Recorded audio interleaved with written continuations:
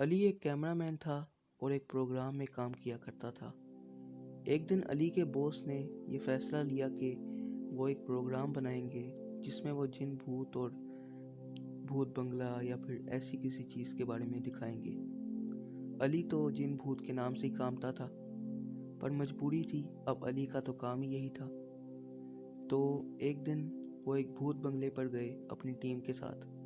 Team میں 4 لوگ تھے، اس شو کی ہوسٹ اور باقی 3 لڑکے۔ جیسے ہی وہ اس گھر کے باغیچے میں پہنچے تو انہوں نے اپنا پہلا قدم وہاں پر رکھا۔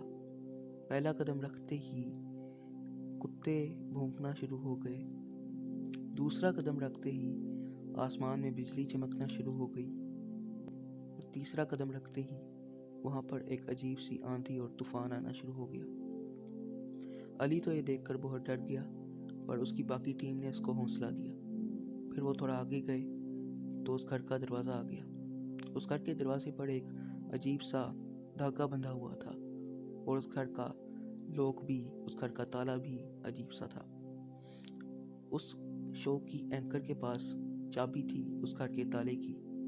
انہوں نے وہ تالا کھولا، پر وہ تالا کھولنے میں ان کو تھوڑی سی مشکل ہو رہی تھی، کیونکہ وہ گھر کافی سالوں سے بند تھا تو اس تالے میں زنگ جم چکا تھا۔ اس کے بعد یہ ہوا کہ جیسے ہی وہ اس گھر کے اندر گئے تو اس گھر میں بہت اندھیرا تھا۔ جیسے ہی اس گھر میں انہوں نے اپنا پہلا قدم رکھا تو چمگادڑوں نے ان پر حملہ کر دیا۔ یہ دیکھ کر وہ سب لوگ چیخنے چلانے لگ گئے، اور کچھ لوگ باہر بھاگ گئے، کچھ لوگ اندر بھاگ گئے۔ جیسے ہی وہ چمگادڑیں اس جگہ سے چلی گئیں تو سب ہوش میں آئے۔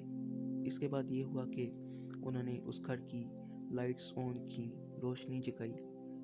اس گھر میں 3 کمرے تھے، جن میں سے 2 کھلے ہوئے تھے اور ایک بند تھا، اور اس گھر کے مالک یعنی کہ جاوید صاحب نے ان کو منع کیا تھا کہ وہ اس تیسرے کمرے کو نہ کھولیں۔ انہوں نے اس گھر میں ریکارڈنگ کی۔ پہلے کمرے میں دیکھا تو پہلے کمرے میں کچھ فرنیچر تھا، ٹوٹی ہوئی کرسی، ٹوٹی ہوئی میز اور ایسا کچھ پرانا فرنیچر۔ دوسرے کمرے میں بچوں کے کھلونے اور ایسی کچھ پرانی چیزیں پڑی ہوئی تھیں، کچھ پینٹنگز یا پھر کچھ کتابیں۔ اس پورے گھر میں ان کو کچھ خاص چیز نہیں ملی، اور اس گھر میں ایک چیز تھی کہ اس گھر میں ایک عجیب سی سردی تھی اور ایک عجیب سا خوف تھا۔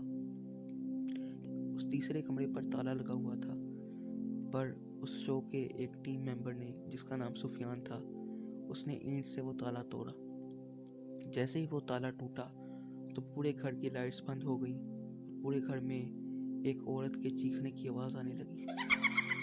اس ٹیم کے ایک ممبر کاشف نے لائٹر جگایا اور روشنی کی، اور پھر وہ دروازہ کھولا۔ جیسے ہی وہ دروازہ کھولا تو دوبارہ سے لائٹس آ گئیں، اور اس کمرے میں سے ایک عورت نکلی جس کے بال بکھرے ہوئے تھے اور اس کی آنکھوں سے خون نکل رہا تھا۔ اس عورت کے چہرے پر اس طرح کے نشان تھے جیسے کہ کسی نے اس عورت کے چہرے کو ناخنوں سے نوچا ہو۔ وہ عورت دکھنے میں بالکل پاگل لگ رہی تھی۔ اس عورت نے آتے ہی تیز تیز چلانا شروع کر دیا اور اس شو کی اینکر عائشہ کی گردن پر کاٹ لیا۔ عائشہ کی گردن پر کاٹنے سے اس کی گردن پر ایک نشان آ گیا، اور عائشہ نے اس چڑیل کو پیچھے کیا۔ جیسے ہی وہ چڑیل پیچھے ہوئی تو وہ اچانک سے غائب ہو گئی، اور سب یہ دیکھ کر حیران ہو گئے کہ وہ عورت کہاں گئی۔ عائشہ یہ صدمہ برداشت نہ کر سکی، کیونکہ وہ دل کی ہلکی تھی اور یہ خوفناک منظر وہ نہ دیکھ سکی، جس کی وجہ سے وہیں پر اس کی جان چلی گئی۔ پھر اچانک سے ان تینوں نے سوچا کہ اس گھر میں ضرور کوئی بہت بڑا مسئلہ ہے، تو ہمیں فوراً اس گھر سے نکل جانا چاہیے۔ وہ تینوں دروازے کے پاس گئے، پر وہ دروازہ بند ہو گیا۔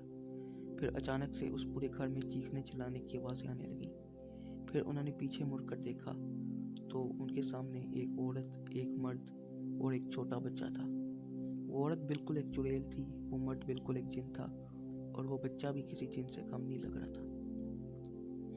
اس ٹیم کے ایک ممبر سفیان نے پوچھا کہ تم لوگ کون اور ہم سے کیا چاہتے ہو؟ ہمیں معاف کر دو اور ہمیں جانے دو۔ تو اس چڑیل نے کہا کہ ٹھیک ہے، ہم تمہیں جانے دیں گے، پر تم ہمارا ایک کام کر دو، اس دروازے پر جو کالا دھاگا بندھا ہے اسے اتار دو۔ تو سفیان نے کہا کیوں، ہم اسے کیوں اتاریں؟ اس چڑیل نے کہا کہ میں، میرا خامند احمد اور میرا چھوٹا بچہ، ہم تینوں خوشی سے رہا کرتے تھے۔ ایک دفعہ میں اپنے گھر سے باہر گلی میں پھر رہی تھی تو اس گھر کے مالک جاوید نے ہمیں دیکھ لیا۔ جاوید کو میں پہلی نظر میں پسند آ گئی۔ اس نے مجھے کہا کہ تم میرے ساتھ شادی کر لو، پر میں نے کہا کہ نہیں، میں ایک شادی شدہ عورت ہوں اور میرا ایک بچہ بھی ہے۔ پر اس نے کہا کہ نہیں، اگر تم نے میرے سے شادی نہ کی تو میں تمہیں اور تمہارے پورے خاندان کو قتل کر دوں گا۔ میں نے کہا نہیں، تمہیں جو کرنا ہے تم کرو، پر میں اپنے خاوند کو چھوڑ کر تم سے شادی نہیں کروں گی۔ میں نے یہ بات اپنے خاوند کو بتائی کہ اس جاوید نے میرے ساتھ کیا کیا ہے، تو میرا خاوند احمد اس جاوید سے لڑنے چلا گیا۔ جب وہ اس سے لڑنے گیا تو تھوڑی بہت ہاتھا پائی ہوئی اور جاوید نے میرے خاوند احمد کی گردن پر چاقو سے وار کیا اور وہیں پر اس کی جان چلی گئی۔